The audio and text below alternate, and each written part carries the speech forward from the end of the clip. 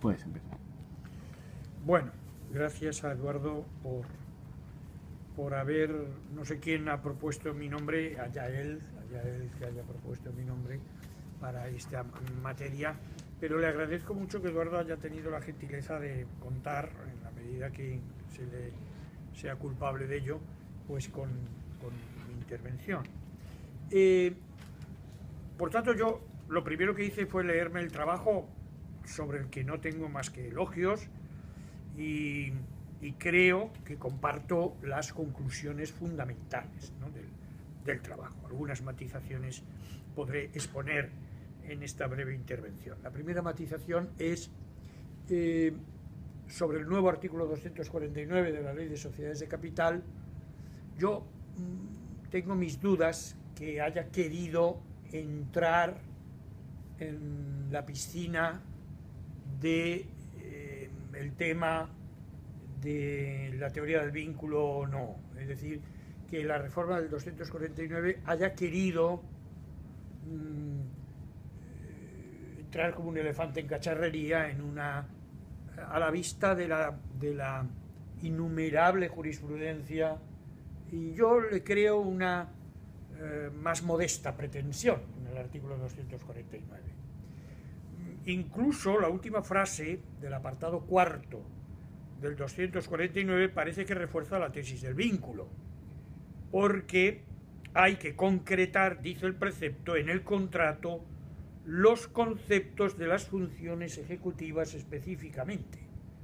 Por lo tanto, da la impresión de que quiere mantener en el ámbito orgánico y no en un ámbito laboral, en un ámbito Pero en fin, esa sería una reflexión donde el consejero delegado, que es un poco el destinatario del 249, no todo consejero, el consejero delegado, solo es necesario este contrato especial simplemente cuando se le nombra consejero delegado. No repárese en la expresión se le nombra o se le atribuya.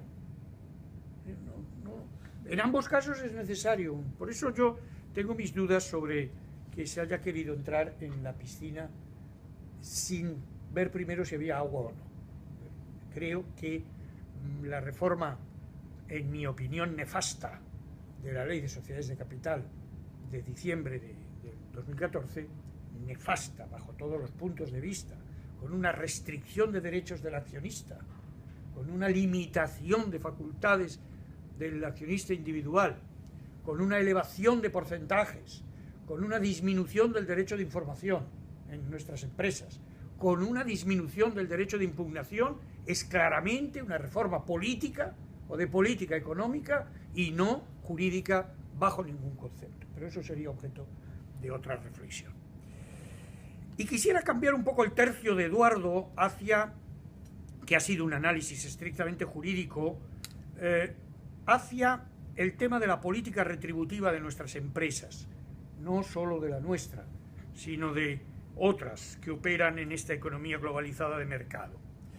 Y la cuestión de las retribuciones de los administradores o de los altos directivos de nuestras empresas o de las empresas del mundo, tanto en el plano cuantitativo de sus importes como en el cualitativo del sistema retributivo escogido, tienen, en mi opinión, una gran trascendencia.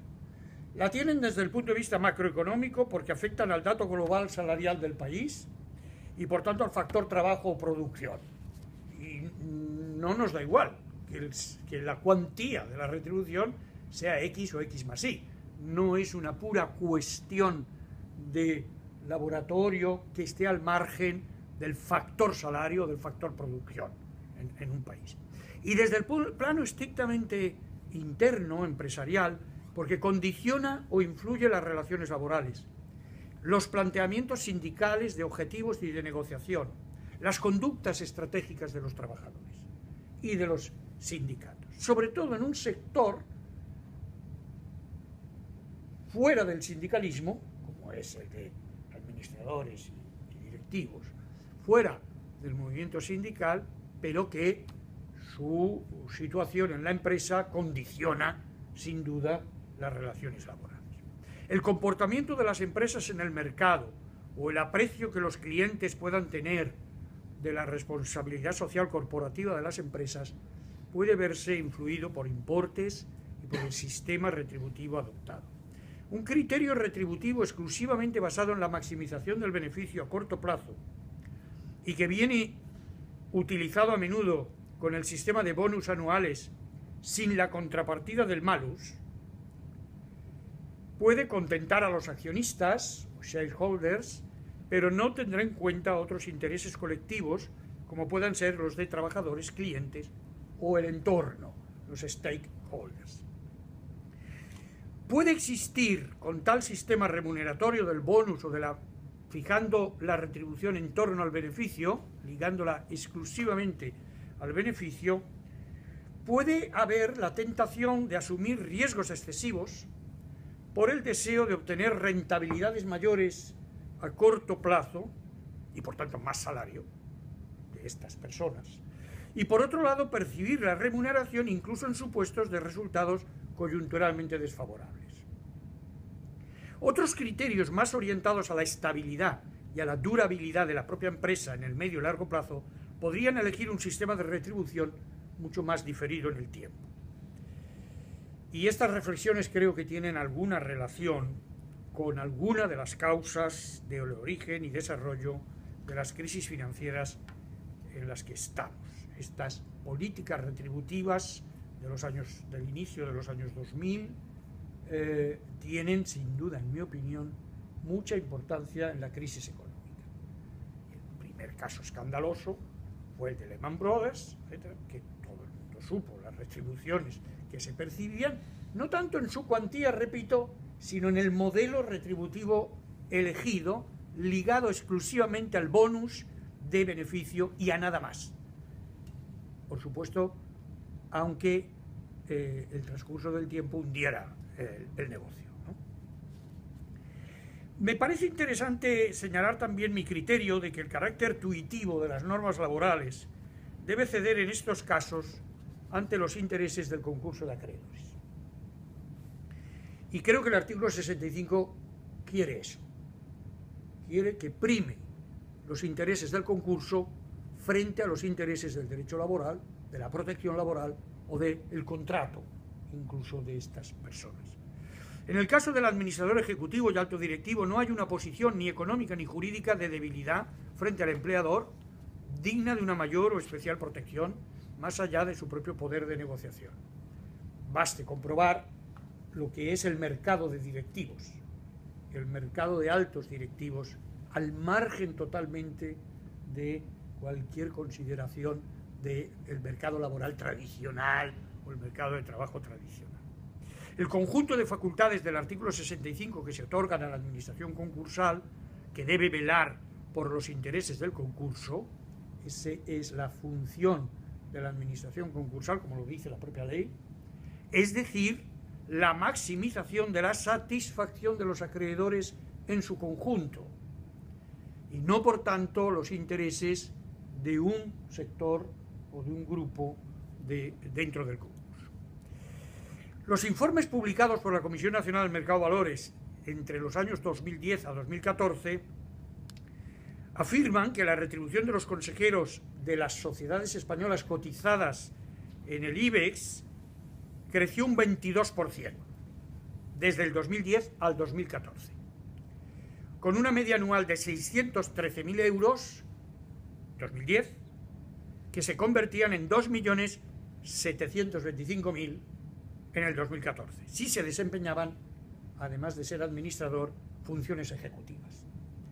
Si se contabilizan las sociedades cotizadas ajenas al IBEX, el incremento para los consejeros en el mismo periodo de tiempo es del 15% y para los ejecutivos del 19,5%. Sin embargo, la devaluación de la media de los salarios en España del 2007 a 2014, según la agencia Thomson Reuters, ha sido del 25%, desde el 2007 al 2014. Las cifras solo disminuyeron un poquito en el año 2013, han vuelto a repuntar en el 2014, las cifras de administradores y directivos. En resumen, los consejeros ejecutivos ganaron unos 6.500 euros diarios lo que para la media salarial de todos los trabajadores españoles cuesta más de 3 meses de trabajo ganar.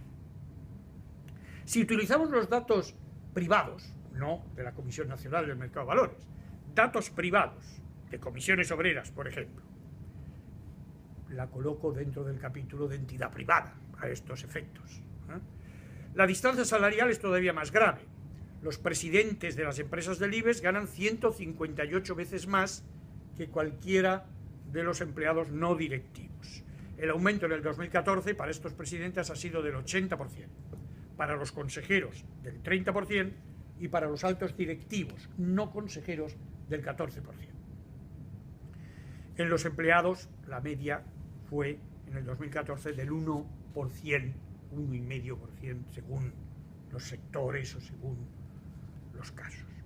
En el otro informe privado, el informe Spencer-Stuart sobre consejos de administración del año 2015, en lo que hace referencia a los consejeros independientes no dominicales, es decir, no accionistas de referencia, no dueños, españoles, la remuneración anual media para los consejeros independientes, no ejecutivos en principio, es de 125.536 euros.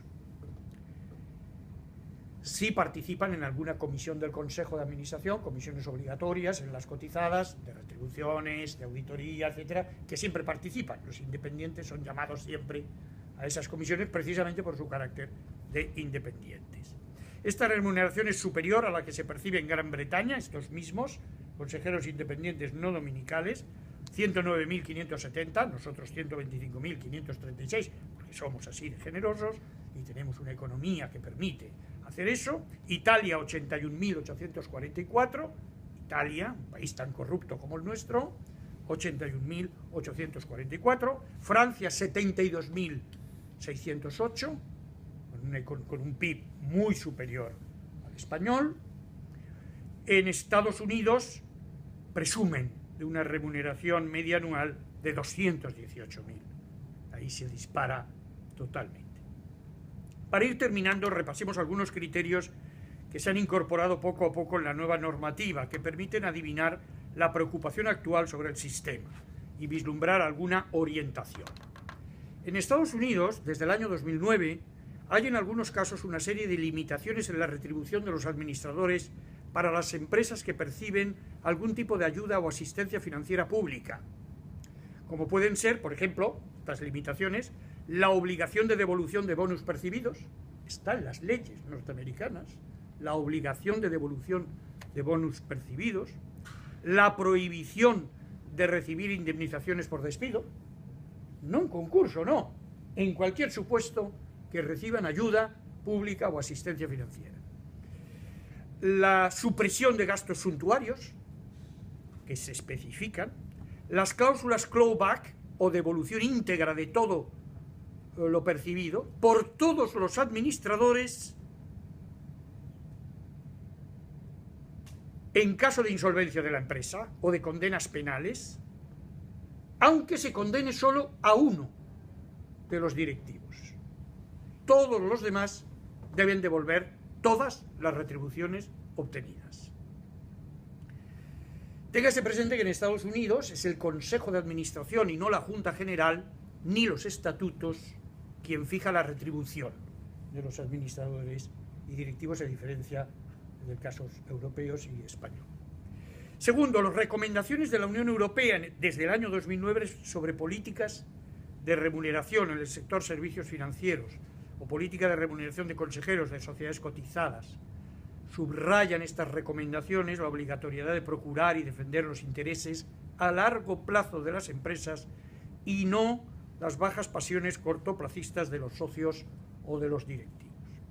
En relación con las entidades de crédito, y siguiendo los parámetros del Reglamento de la Unión Europea de 26 de junio de 2013, la regulación actual de ordenación, supervisión y solvencia de las entidades de crédito es española, es decir, la Ley 26 de junio de 2014, y los artículos 32 a 36, y el decreto que desarrolla esta Ley de ordenación y supervisión, artículos 36 a 40, en dichos preceptos se establecen de modo imperativo los principios y criterios de la política de remuneraciones en las entidades de crédito, sobre todo en unos largos artículos referidos a los elementos variables de la remuneración, funciones del Comité de Remuneraciones, deberes de información al Banco de España, facultades de inspección y control.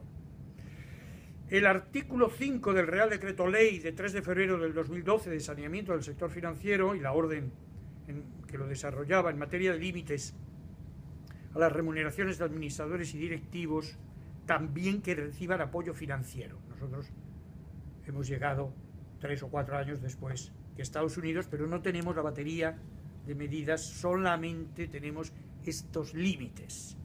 Por ejemplo, la cuantía máxima anual, dice esas normas, van desde los 50.000 euros hasta los 600.000 euros, según estén mayoritariamente o no participadas por el FROP y reciban apoyo financiero. Si lo están, el límite máximo anual es 50.000 euros, si no lo están, 600.000 euros. Circulares de la Comisión Nacional sobre Informe Anual de Remuneraciones y Gobierno Corporativo, que permite hoy, estos informes, permiten hoy identificar a los consejeros ejecutivos con sus nombres y apellidos. Por tanto, la discusión sobre la interpretación de la norma o el ámbito de aplicación viene condicionado porque tú estarás en una lista que la empresa ha proporcionado obligatoriamente todos los años, pues no estarás en la lista. Ese va a ser un elemento que se va a introducir. Lo mismo sucede en relación con las entidades de crédito, que deben informar de todas las categorías de consejeros y de altos directivos, con el desglose individualizado de los conceptos retributivos, con referencia al importe de componentes fijos, dietas, conceptos retributivos de carácter variable. No basta, como hace años, dar la cifra global. Todos nuestros consejeros han cobrado no sé qué. Aquí hay que retratar uno por uno y cada concepto retributivo, ¿no? En nuestra ley de sociedades de capital, en esta modificación de diciembre del 2014, bueno, en materia de la última circular de 17 de noviembre del 2015 de la Comisión Nacional, habla del informe de remuneración anual de remuneraciones de las cajas de ahorros que no emitan valores a negociación en bolsa. Quedan algunas, quedan algunas. Y por tanto, aquí de nuevo se presenta la obligación de expresar pormenorizadamente las retribuciones. En esta ley, y termino ya, de 2014, de diciembre, la reforma de la Ley de Sociedades de Capital, me gustaría citar el artículo 217.4, que se refiere a la materia de retribución de administradores, y leo literalmente, porque creo que tiene relación con cosas que ha dicho Eduardo.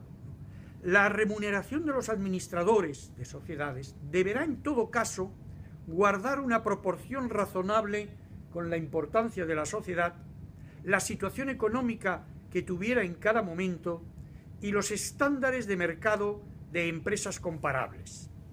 El sistema de remuneración establecido deberá estar orientado a promover la rentabilidad y sostenibilidad a largo plazo de la sociedad e incorporar las cautelas necesarias para evitar la asunción excesiva de riesgos y la recompensa de resultados desfavorables. A mí me parece que esto, que parece un flatus vocis, ¿verdad? Esto es lo que yo llamo un precepto buenista, como la Constitución de Cádiz, ¿no? Bueno, pues los españoles sean buenos y benéficos, ¿no? Bueno, pues esto parece.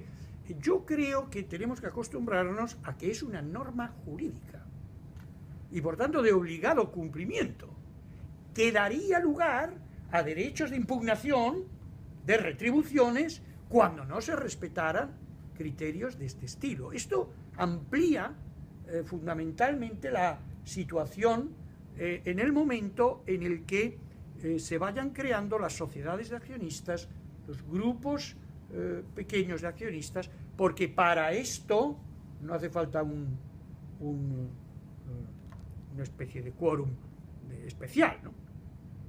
Citaré para terminar 3 casos del Tribunal Supremo porque me llevan a la reflexión final, ¿no? El primer caso es la sentencia de 11 de septiembre de 2015, ORNEC, Promoción y Gestión de Inmuebles. El Tribunal desestima una acción social de responsabilidad contra el administrador único y declara válida la retribución percibida, aunque los estatutos de la sociedad declaraban el cargo gratuito, expresamente. Porque dicha remuneración, dice el Tribunal Supremo, había sido acordada por la Junta General, lo que generó, cito textualmente, fundadamente en el administrador la confianza en que podía percibir la remuneración y en que no se le iba a reclamar su devolución en aplicación de la doctrina de los actos propios como manifestación del principio general de buena fe. Segundo caso, 2 sentencias de 13 de junio y 25 de junio de 2012, Fandicosta. En la primera no constaba en los estatutos retribución, pero había sido acordada por la Junta General. Pues bien, el Tribunal Supremo declara la obligación de devolver una parte de lo percibido porque entró a ver si estaba justificada o no los servicios prestados. Y una investigación cuasi laboral, si no laboral, sala civil del Tribunal Supremo. Entra a valorar, declara que hay una parte que los servicios no se prestaron, admite que se quede con una parte de la retribución, aunque el cargo era gratuito en los estatutos, y que devuelva, no tanto porque los estatutos habían dicho tal, no, sino porque no se había prestado los servicios. En la segunda sentencia la retribución sí tenía amparo estatutario, en la segunda de estas que he citado, de 2012, pero se obliga al administrador único a devolver parte de lo percibido por entender, aquí dice el Supremo, que la remuneración es exagerada y desproporcionada. La pregunta que yo me hago a la vista de estas 3 sentencias es si el Tribunal Supremo quiere decir que al margen de la formalidad de que la retribución figure o no en los estatutos, que acaba siendo una mera formalidad, contrariamente a lo que habíamos dicho siempre los mercantilistas al estudiar esa materia, al margen de lo que digan los estatutos, se puede y se debe entrar en la justificación material de la percepción y de las conductas de buena o mala fe de los administradores o actos propios de los socios o de los accionistas de los acuerdos sociales.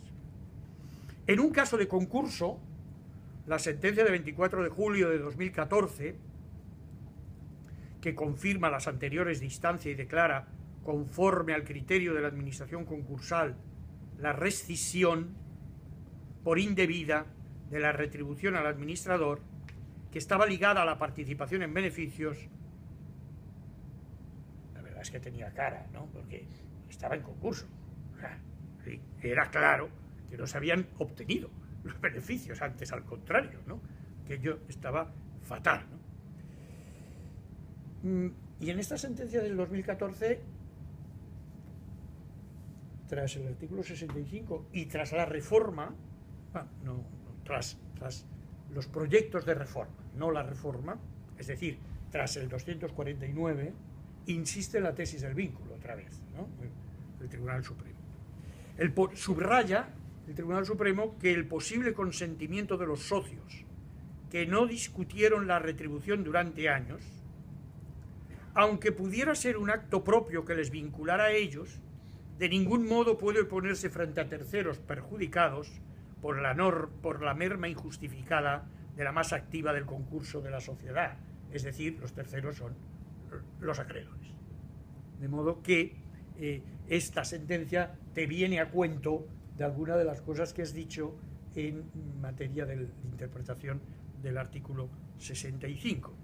Pero lo que a mí me lleva a la intervención de Eduardo y estas pequeñas consideraciones que he planteado es que hay mucho camino que hablar. Esto no ha terminado, antes al contrario, creo que ese camino no ha hecho más que empezar a debatirse, empezar a discutirse, pero es verdad que a veces el cúmulo el cúmulo de árboles nos impide ver el bosque, es decir, el cúmulo de normas jurídicas nos impide ver una línea clara de hacia dónde o cuál es la tesis final, ¿no? Porque me da la impresión de que tanta norma europea, tanta recomendación, tanta circular de la Comisión Nacional, tanta no sé qué, más el artículo 65, etcétera, etcétera, no están resolviendo el caso. Pero esta última sentencia del 2014 me da una pista. Y vuelvo al principio. El concurso prima sobre el derecho laboral y sobre los derechos laborales, esa es mi modesta opinión o conclusión, de los directivos. Y esa es la única